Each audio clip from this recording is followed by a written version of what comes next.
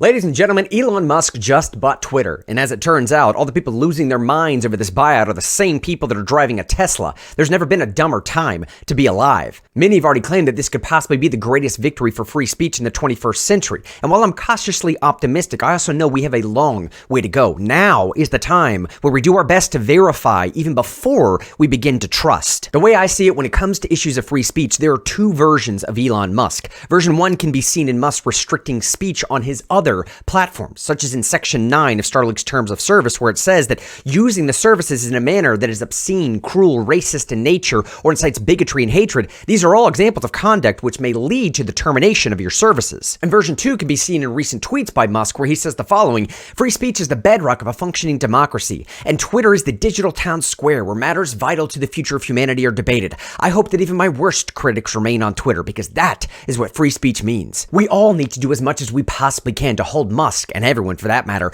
accountable to that second version of interpretation. For the conversation about free speech is no longer relating merely to legal interpretation of the First Amendment. We are in a time where the underlying precepts of freedom of thought are at risk. We're all too afraid to say what we think due to social ostracism or physical attack or even loss of our jobs, not because some law is restricting our ability to speak. I'll put it this way: why does the First Amendment even really matter if we're all self-censoring? You see, we finally entered those times that George Orwell warned of. If large numbers of people believe in freedom of speech, there will be freedom of speech even if the law forbids it. But if public opinion is sluggish, inconvenient minorities will be persecuted, even if a law exists to protect them. That basic philosophy of life that says that it is okay to disagree with someone, that's what's under attack here. Without that, we cease to function as a free society. And as the Supreme Court told us years ago, the remedy for speech that is false is speech that is true. This is the ordinary course of a free society. The response to the unreasoned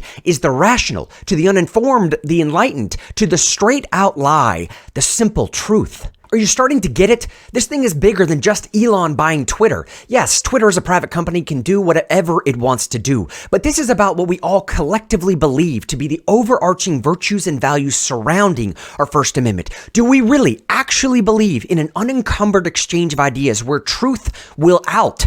If so, we are duty-bound to reinforce those ideals on the largest stage possible. And if there is a bedrock principle underlying the First Amendment, it's that we should not prohibit expression of an idea simply because society finds it to be offensive or disagreeable. Censorship reflects the society's lack of confidence in itself. It's a hallmark of an authoritarian regime. And if we don't believe in freedom of expression for the people that we despise, then we don't believe in it at all. I say Milton was correct. Give me the liberty to know, to utter, and to argue freely according to my conscience above all liberties. Elon Musk has merely presented us with an opportunity, a chance to test whether we truly believe without freedom of thought there can be no such thing as wisdom and no such thing as public liberty. It's time for us all to decide if the new motto of Twitter will be the following: I may disapprove of what you say, but I will defend to the death your right to say it.